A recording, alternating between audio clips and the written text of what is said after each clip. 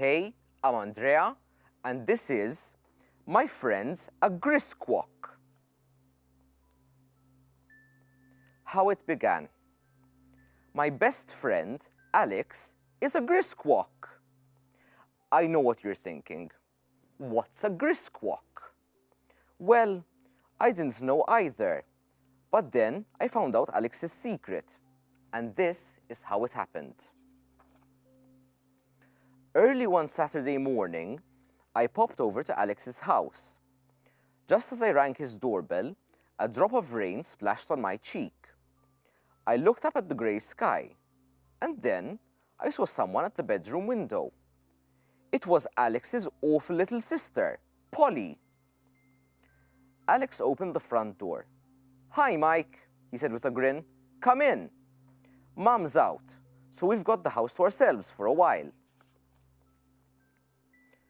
"I thought Polly's bedroom was at the back of the house," I said. "It is," Alex said. "Why?" "Well, I saw her in the front bedroom," I said. "She's making funny faces at me out the window." I pointed up at her. Very funny faces. "What?" Alex stepped outside to see what was going on. I started to make faces back at Polly. I pulled my lips one way and my cheeks the other and screwed up my eyes.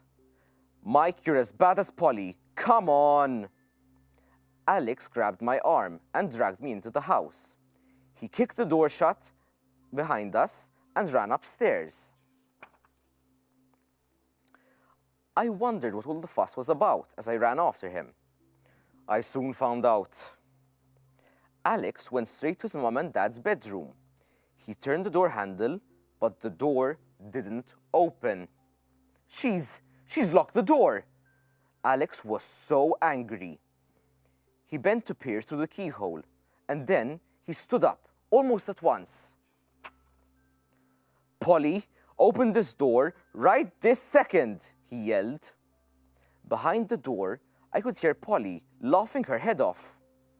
Alex hammered on the door. "Polly, I'm warning you. If you don't come out, I'll tell Mum and Dad, and then you'll be in major trouble." Alex bent to peep through the keyhole again. "What's she doing?" I asked. "Spraying Mum's posh perfume all over herself," Alex shouted. I bit my lip to stop myself from laughing out loud. "I should have never taken my eyes off her," Alex said. "Not for a moment. Mum warned me not to leave her by herself." "It's not your fault," I began. "You'll just have to." But Alex wasn't listening. "Polly," he shouted. "Polly, don't you dare!" "What's the matter? What's she doing now?" I asked. "Rats! She's just turned herself into a bird and she's..." "Oops!" Alex slapped his hand over his mouth as he turned to look at me. "Rats! My mouth is bigger than the number 19 bus." I stared at him. "What did you say?"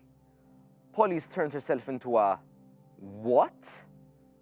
A bird," Alex said. "A robin, I think. And she's flying around the room."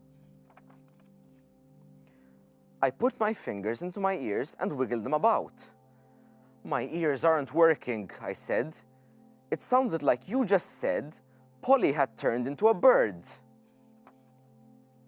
"She has. She's a robin," Alex said.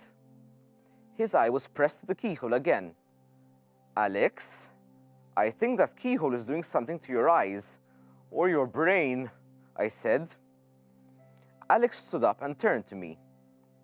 "Mike, can you keep a secret?" he asked. "Of course I can. What is it?" "I'm going to tell you something," he said, "but you must promise that you'll never tell anyone else, not even your mom and dad, and you must promise not to tell my mom and dad that I told you." "I promise," I said right away. "All right then. I think it'll be easier if I just show you. Hold on to my jumper." "Why do I have to..." "Never mind that now," Alex said. "We don't have much time. We've got to get in there before it's too late. Polly is going to hurt herself. She doesn't know what she's doing. But we can't get through a locked door, I said. Grab hold of my jumper, Alex ordered. I did as he said. Ready? He asked. Ready for what? I'll explain later, he said. Here we go. So, what do you think is Alex's secret? And if he told you, would you tell your mom and dad?